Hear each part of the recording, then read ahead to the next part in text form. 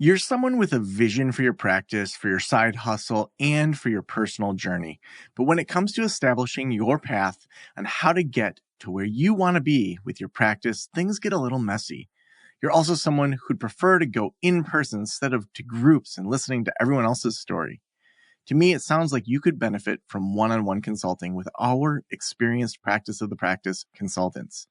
From $5.95 a month and up, you can work with a consultant that will give you more direction and practical tried and tested tips matched to you and your goals. For more information, visit practiceofthepractice.com/apply. Again, that's practiceofthepractice.com/apply.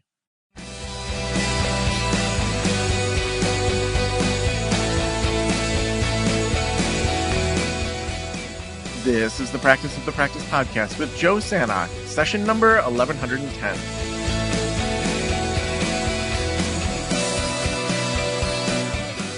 Welcome to the Practice of the Practice podcast. We are going to be doing a series between now and the beginning of November, where we are going to be playing all of our Level Up Week trainings that we did in September of 2024. And we're going to be talking about from empty to overflowing, talking about your branding, talking about multi-locations, shifting from 1099 to W-2, all sorts of different things during this series. And if you want help from one of our consultants for every single phase of practice, or if you're just not sure where you fit in our memberships versus our consulting, I would love for you to talk with me over at practiceofthepractice.com/apply. We can schedule a 30-minute call together and dig into all those different areas that you want to get started. Again, that's practiceofthepractice.com/apply. Now let's get started with the Level Up Week series. All right. Well, welcome. This is our final presentation for Level Up Week. It's the final countdown. All right. We're talking solo practice to group practice success. We're going to be going through the blueprint for therapists, but I have time for you to ask questions as well. I know a bunch of the people that are in here have been to a lot of these presentations during Level Up Week. So you may have some questions still about our communities, about how to level up into a group practice. And we're going to be covering a lot of different things right now. If I haven't met you, I'm Joe Sanok, and I started Practice of the Practice in 2012. Started the podcast 2013. It was the very first podcast to talk about the business of private practice. We now get 60 to 100,000 listens a month.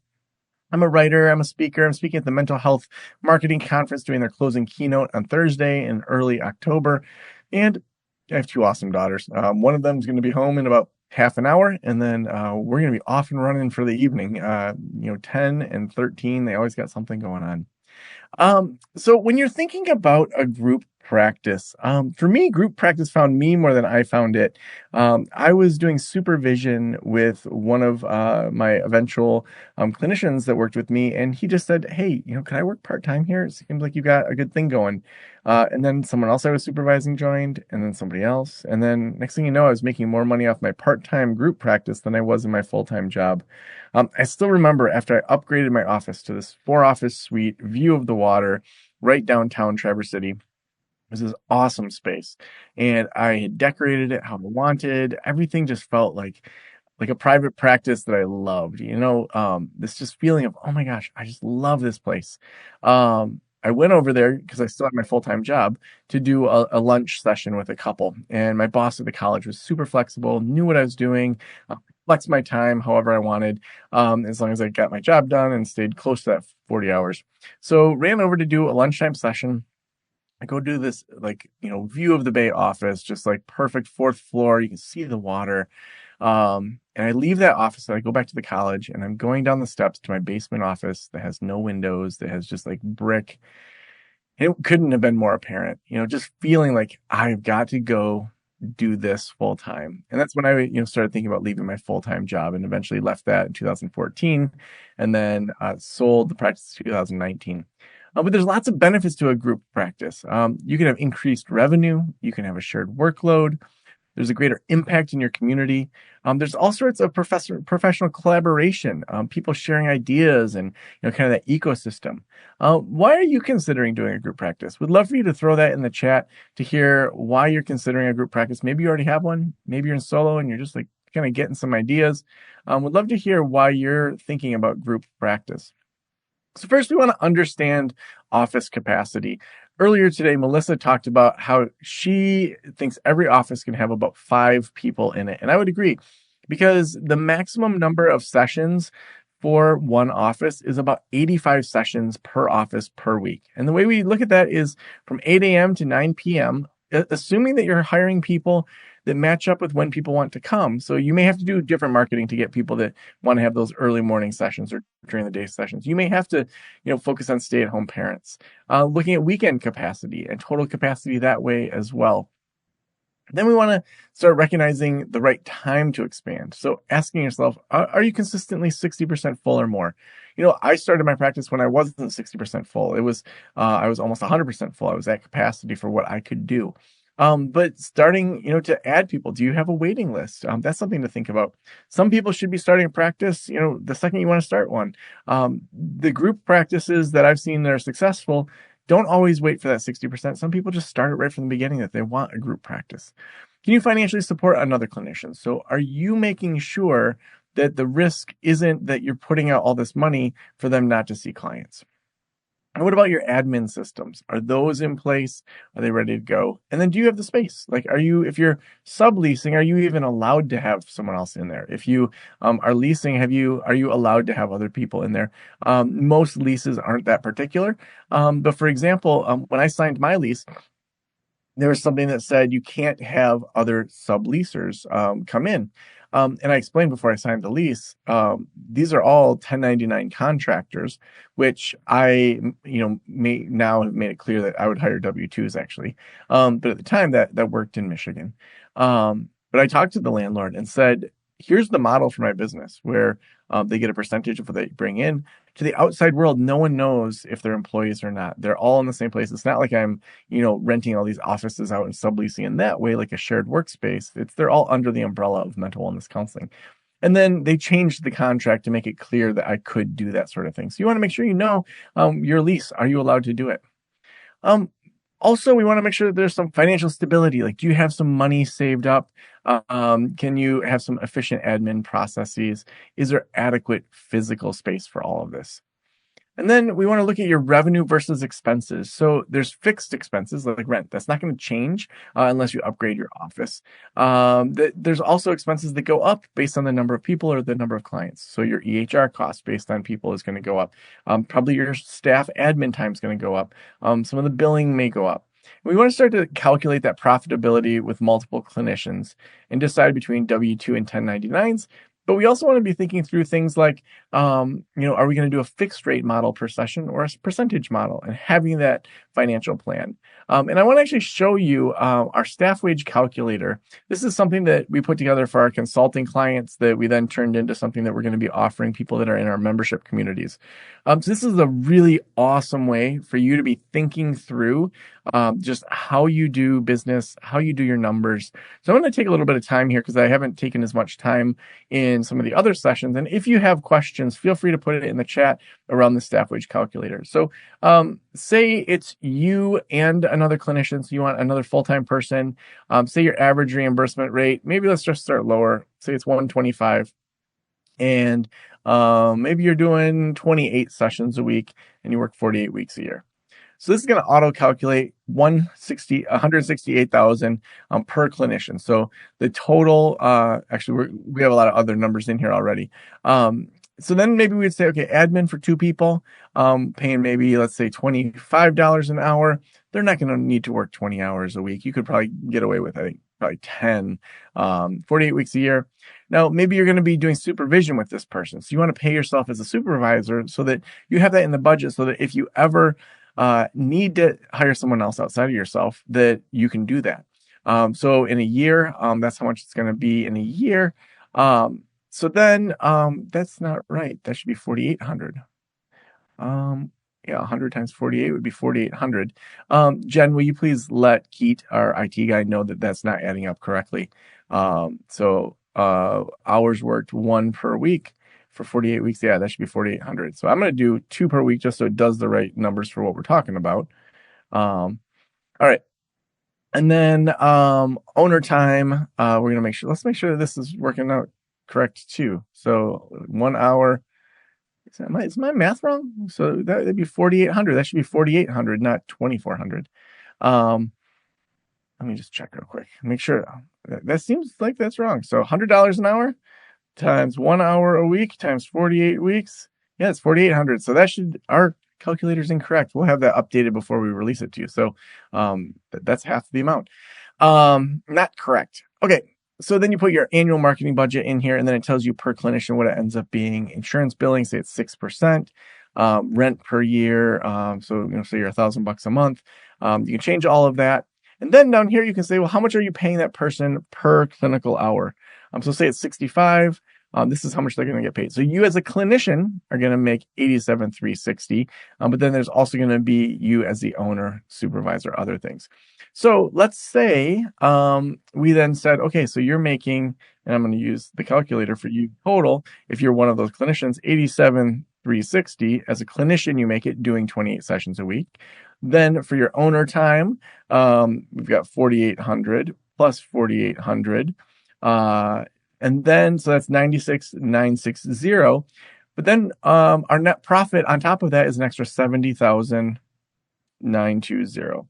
So 167,880. Now this is where you're going to want to make sure that, you look at all the miscellaneous. Now you may have a lot more annually that you need to put in this. But what's nice about this calculator is you can look at their total salary, their hourly salary, and then what percentage that is. Okay, that's 52%. Say I wanted to shoot for 40%. Then let's look and see what that would be per hour. Okay, that would be $50 an hour, for these averages. So that really helps you get a better idea of things where you can then say, okay, my net profit's 111. If we raised our rates to average 145, what does that do to that 111? Okay, it adds quite a bit per year. Now, let's say we gave our admin a $10 an hour raise. What's that do? Okay, it changes that. So then we want to make sure that we kind of understand all of that stuff as well. Let's make sure, Jen, that this math is right as well. So if it was, $10 an hour, 1 hour a week, so that all of these are not adding correctly. So looks like it's doing half of it for some reason. So we'll just let Keith know that. Cool. So let's go back over here to our slideshow. We want to start to graph our profitability too. Factors to include here are your price per session, sessions per week, profit margin. We want to be looking at that profitability, knowing our break-even point. So if here's what it takes to just run the business in a month, for our rent, our EHRs, our website, say that's $5,000 a month. We want to know, okay, if we're charging X number of dollars per session, then what's our break-even point of how many sessions we need to have per month in order to break even? So step 1 is determining your price per session. Next, we want to estimate the number of sessions per week, calculate your 20% or so profit margin, and then plot those values on a graph. So setting your price per session is something that, maybe you haven't thought through deeply, but we want to keep raising our prices as we get busy.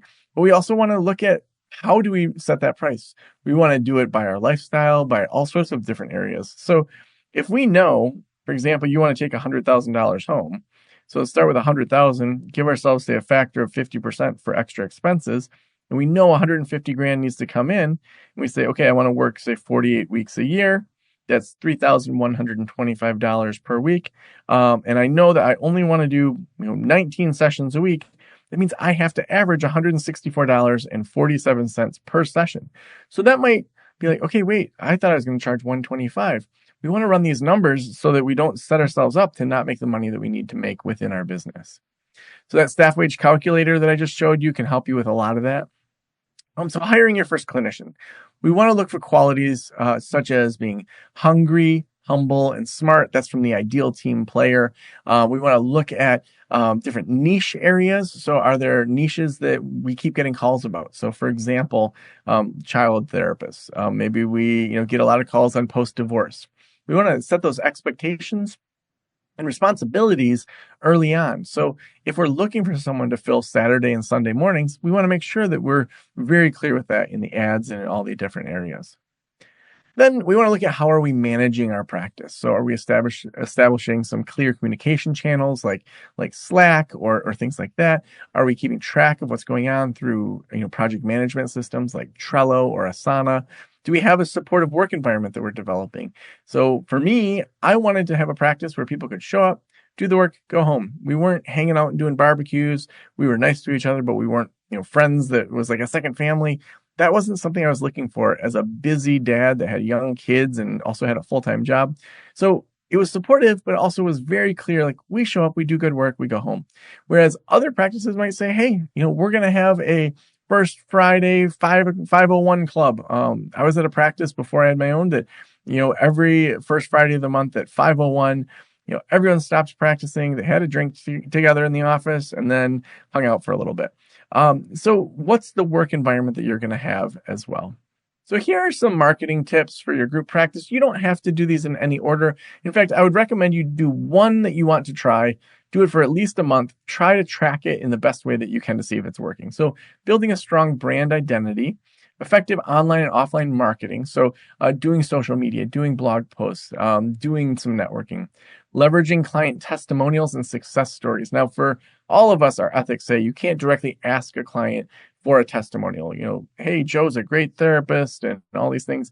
But what we can do is we can do annual surveys and we can ask permission to use comments from that in an anonymous way to use in our marketing and website. So if someone says, oh my gosh, Beth is such an amazing, compassionate therapist, that's a great thing to be able to put on the website with someone's permission to use that language without saying who they are. I'm going to be networking with other professionals using that social media platform, trying new social medias and having our own fun on those to really get to know the DNA of it. Offering workshops and seminars in your community to be able to think about where there are already organizations or already people that are able to help you move forward. We want to look at that local community. Can you sponsor some galas? Can you get a board up at the local baseball games or hockey arena? Creating those valuable contents like videos and blogs that can really help you stand out in a competitive market, running those targeted pay-per-click ad campaigns, and then tracking and analyzing all those marketing efforts. We want to, and make sure you got your questions coming in. Feel free to raise your hand if you have questions as well. We're going to have lots of time for some Q&A at the end. But client retention. So one thing oftentimes we don't think about, we think about getting people through the door, but then how do we actually get people to stay? And we don't want them to stay past where it's clinically appropriate, but sometimes things we do can get people to drop out early. Little frustrations like the door being locked over and over and we can't get in, or changing appointment times, or not scheduling the next appointment. We want to provide regular follow-up through asking in regards to how things are going, having some good quality assurance, and also offering extra services. It may be that we run groups. It may be that we have e-courses or webinars. It may be that we have other things that can be helpful. Now, some common challenges are managing the growth and the scalability. And so when we do that, we want to make sure that we're looking at how can we grow. If we were to add 3, 5, 10 clinicians to our practice, would it be that maybe possibly that might bring in some extra things, some extra frustrations? I'm going to ask everyone to just mute, please. I'm trying to mute. If I could have Jen or Sarah help, there's some folks that are unmuted that for some reason I can't mute them while I'm presenting. That would be helpful if you could help mute those folks because we're getting some feedback from them. Thank you.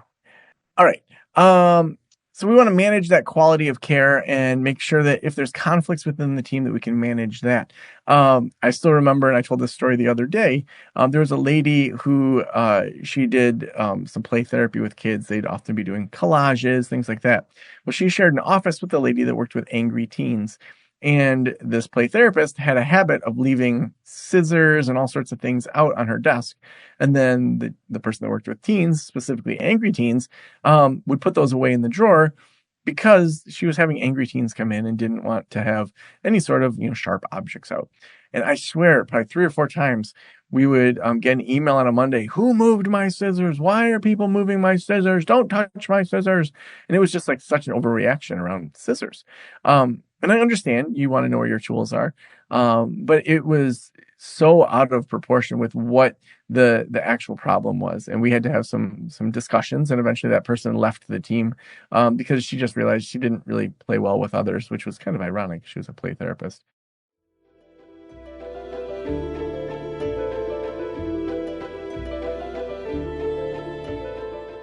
I am so excited about Alma. When I had my private practice, I struggled building my caseload, attracting the right clients, managing the business side. And honestly, one of the reasons I didn't take insurance was it was so difficult to navigate. So many of my consulting clients deal with these problems as well. And Alma supports clinicians in building rewarding private practices with simplified insurance credentialing in under 45 days, enhanced reimbursement rates, and guaranteed 2-week payback, plus a free profile in their searchable, filterable directory, making it easy for clients who are the right fit for your practice to find you. Learn more about how Alma could support your private practice at helloalma.com/Joe. That's hello, ALMA.com/Joe to learn more.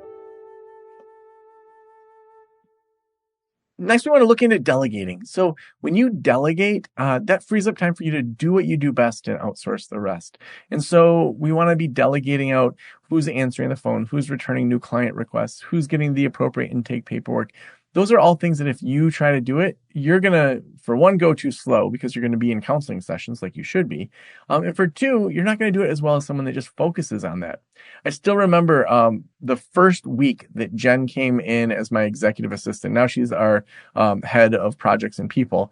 But in that first week, she organized my email in a way that was more organized than my assistant before had done for the 2 or 3 years that the previous person had been with me. Jen knows what she's doing when it comes to being an executive assistant, to keeping me organized. When you have the right people there, they might not do it as well as you right away, but most of them over time will do things even better than you. And so by delegating, you're not just taking things off your plate, you're improving the overall quality of your actual business. So we want to start identifying some of those tasks to delegate. So first start with the things that you absolutely hate. What is it that you hate doing? Take that off your plate. What are the things that you like doing that you really shouldn't be doing? Take those off your plate. And then finally, you should only have the things that only you can do. And even those things I would challenge. Probably some of the therapy clients are like, only I can work with these people. Is that true? Like, what happened if you had to retire? They'd find someone else. So let's find some people that we can even delegate those clients to. We want to find the right people to delegate to and then spend time with them. Every day when you have a new person, I would check in with them. Even if it's just 10 minutes a day, start daily. You're going to catch a lot of things that you would miss if you didn't start daily. We want to have some practical advice around this where we're thinking about, hey, like, what do we do to make sure that we're capturing these things? Use things like Loom to do videos. Use different ways to keep track of things like Trello or Asana. And then use some different services that can also help you stay organized. So Therapy Notes is the EHR that we recommend. Alma can help get you credentialed. Herd as well will help with accounting. Gusto helps with payroll. There's all these tools and services that can help you move forward faster. All right, so let's talk about the launch formula for group practice success. Learn, assess, understand needs, nurture and network, commit, and hats off. So first, learn. Learn as much as you can about going from solo to group. Be around other people that are doing this kind of work. Attend workshops like this, read books, seek mentorship, join programs so that you're around people that have already done this and it can help you do it faster. We're past the information age. We are in the implementation age. You can find information on anything. Now, the thing is it a trusted source that isn't going to contradict itself? So you might watch a whole bunch of YouTube videos this weekend on how to start a group practice and find that you are more confused after doing all that compared to just being in a community of people that do it in a way that you like, with a tone that you like and an approach that you like, that you say, yeah, those people seem like they have it together. They're successful. There's people that have done that blueprint. They're doing that blueprint that I can ask questions of. Learn as much as possible. The A in launch is assess. So where are you at?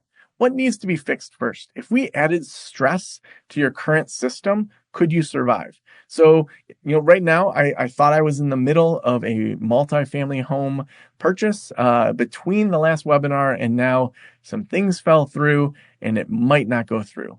Now I'm thinking about, okay, could this be a sign that adding something else to my plate right now, as I'm going through health concerns, as I'm a single dad, as I have a relationship that we're growing closer together in, all these different things, maybe right now is not the time to become a landlord.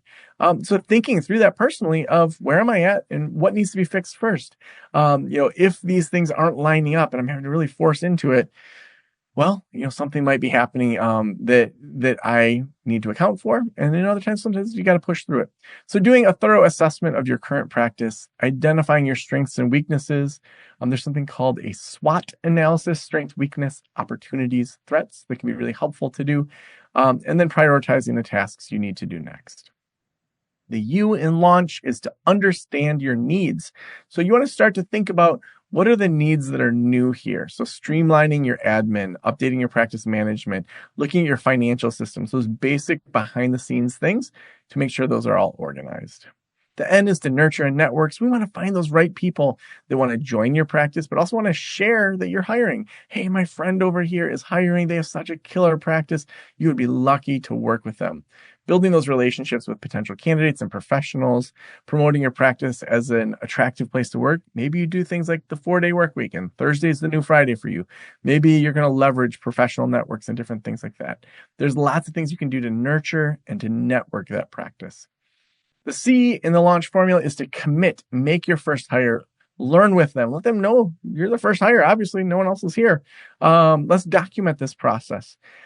There's this wonderful thing called the Carver model that it's usually used in nonprofit management, where the board of directors sets the ends that they want, and the CEO or the executive director sets the means. So, for example, the ends might be, we want to protect 10,000 acres of this county's natural land through the regional conservancy. So the board sets the ends. The means, the executive director then says, here's the plan I have for how we're going to do that this year. We have 3 different KPIs. We want to get 100 new donors that are above at least $1,000. We're going to do some advocacy and awareness work where we do at least 10 events this year to get people out onto the land that we currently have. And third, we want to expand within our social network to increase our followers on Instagram through hiring a social media manager. That's how we think that we can, get more awareness and more money to do this. So the executive director is setting the means and the board is setting the ends. Same sort of thing here where we can say, okay, here are the ends that I want. I want us to get you to 25 sessions per week. I want you to take a week to brainstorm.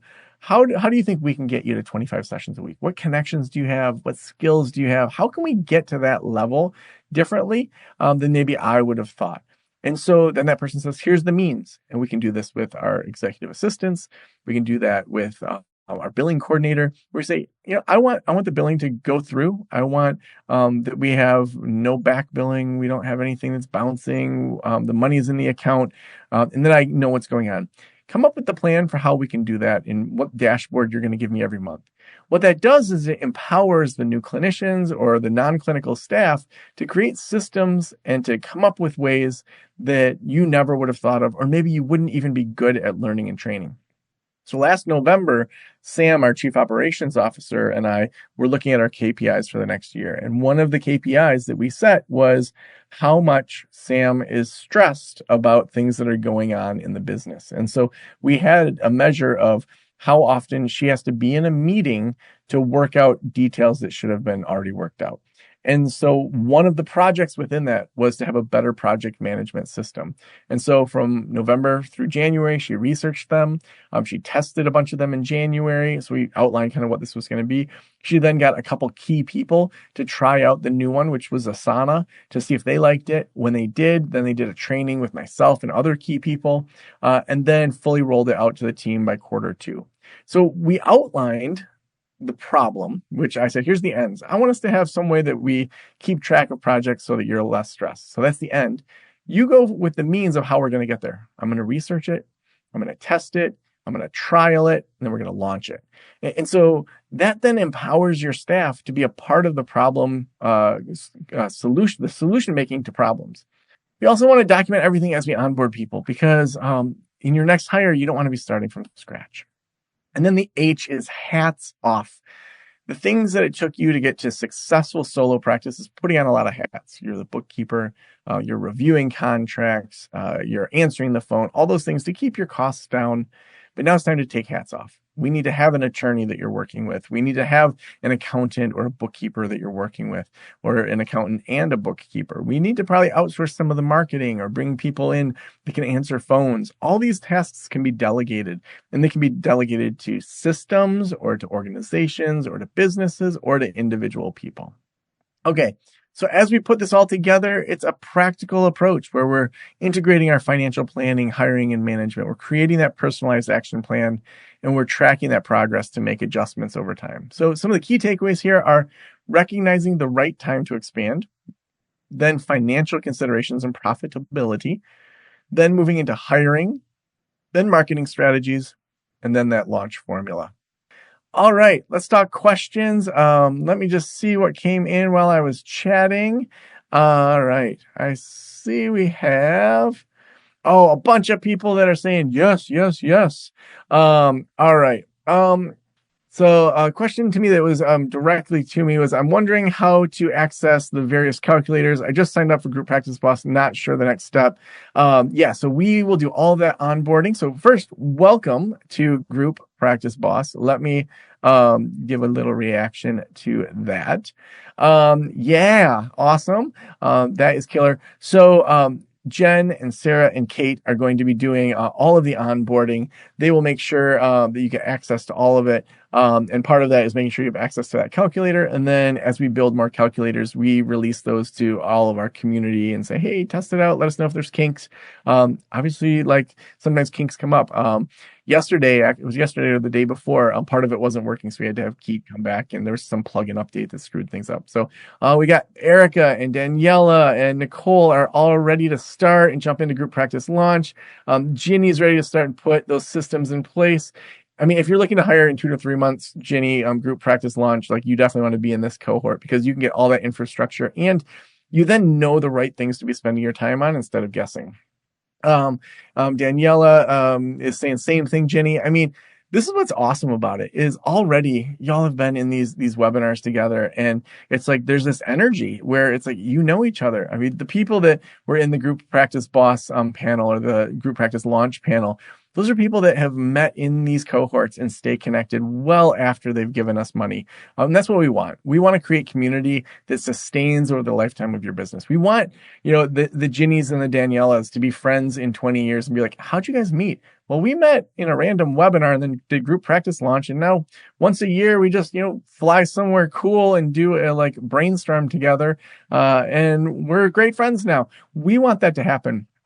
It's really cool. I'm speaking at the Mental Health Marketing Conference in Franklin, Tennessee. And a bunch of people that came to Killin' It Camp when we hosted that in Cancun a couple of years ago are meeting up. So there's, I think, 4 or 5 of us that are meeting up that are staying in contact. There's another group. I do this thing called Your Practice Intensive, where 8 to 15 people fly in and then work with me here at my house on their practices. There's a whole cohort that's going to Mental Health Marketing Conference, and we're meeting up. So it's so cool to just see these communities just continue to form and to grow around these different topics. Okay. Let's see. Sean just said, I just upgraded to Group Practice Boss. When will we get info about that? Okay. You should have got an automated email, in Circle. You'll see Get Started. Just go through that checklist. Let me actually bounce over there and I'll just show y'all some of the onboarding things. These are awesome questions. You'll be getting some automated emails, and then also Sarah, Jen, and Kate will be working to onboard you as well. So let me just show you those communities. Let me just do a screen share. All right. So in all the communities, there's a welcome start here. So as soon as your payment goes through, typically that automatically upgrades you. If it doesn't automatically upgrade you, it'll happen really shortly. within that, where Jen and Sarah are making sure that if people upgrade, that they get access as soon as possible. So once you have access, then you'll do the start here. And so there's going to be a video where I welcome you in there. It's going to talk about the time commitment, and then you're just going to go to step 1. And that's if you're new, setting up your circle profile. Maybe you already have that, like you were in group practice launch. Then it's talking about tailoring your group practice boss experience, the community tour, live events coming up, and RSVPing. So it's just step by step, just introducing yourself, downloading the mobile app. It's step by step, going to walk you through exactly what to do. Same sort of thing in next level practice. And next level practice, start here. We've got a welcome video where I'm saying, hey, glad you're here. Talk about the time commitment, setting up your profile, all of that. Same with group practice launch.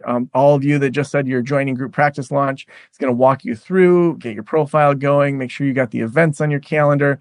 We want you to feel really, really connected in this community right away. And so we do a lot to help you with that onboarding. This week and next week, Sarah and Jen are going to be doing tons to make sure that you're onboarded, that if you have any questions. And Sarah put in here, which thank you for doing this. If you have any questions, reach out to Sarah. It's SARA@practiceofthepractice.com. Then if you're just like, wait, I don't have access yet. I'm so excited. I want to go watch videos. We're going to be doing our best to bring everybody in. So excited, Sean, that you upgraded into that.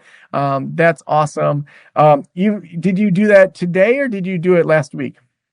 I actually did it last night. I've been wavering, like, can I go from here on my own? And I was like, nope, I need my team. So. Yeah. Hey, Sarah, give her the bonus from last Friday that she missed, where she gets the free consulting with me. Cause like she was in group practice launch. And so Sean, we'll give you, cause we had a thing where if you upgraded by last Friday, you got a free consulting session with me. We can give you those bonuses. So, yeah. Thank you. Absolutely. No, you've been. Can I chime in really quick? Yeah, go for it. That'd be wonderful. Anybody new who's coming in, do that whole onboarding and fill all of that out so you really get the most out of everything right away. I'll do my best to communicate as much as I can to make sure you don't miss things and navigate things all the way through. It can be a little bit confusing maybe at very first. So if you have problems, do not hesitate. Just reach out. We'll help you get through it. But that onboarding will help you really find all of the places. And that's huge so that you're seeing all of the stuff right away and not missing anything. Awesome. Yeah, so awesome.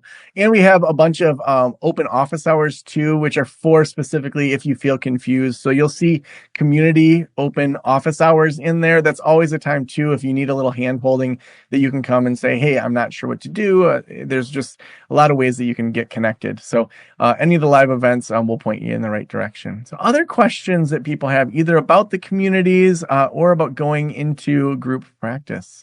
Awesome. Well, let me just show you. I'm going to pull up practiceofthepractice.com /level up, and I'm going to have Sarah drop that in there as well. I just want to show you where you can register if you find you have questions, because we want you to make a good decision. Sean was saying, I was going back and forth and thinking about it, but no, I need my community.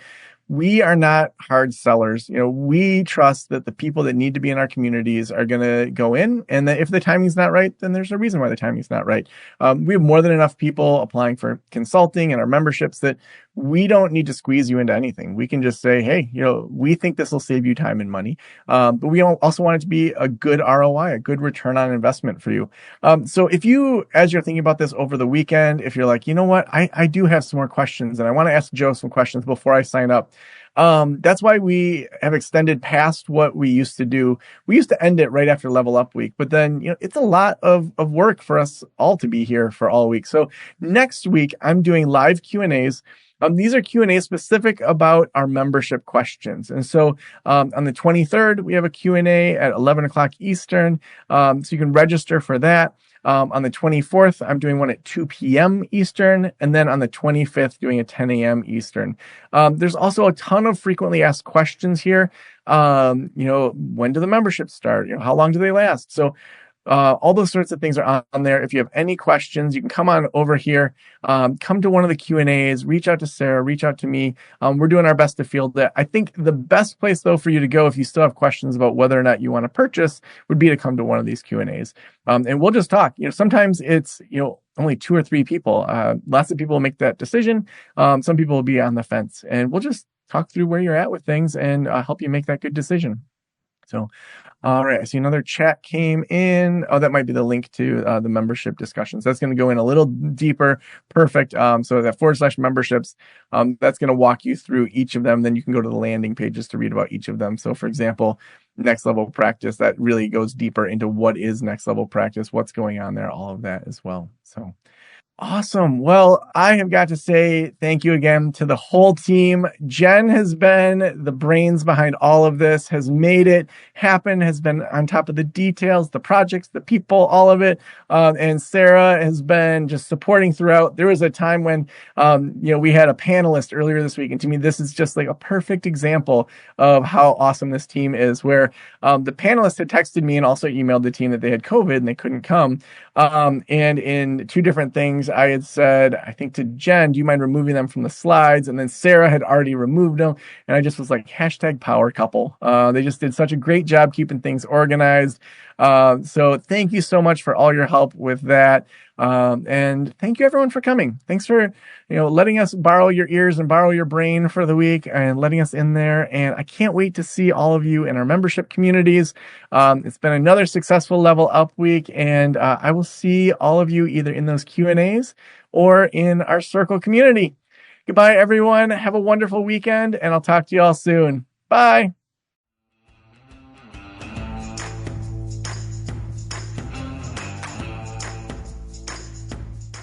Thank you so much for listening to the Level Up Week series. I hope you are getting so much help out of this.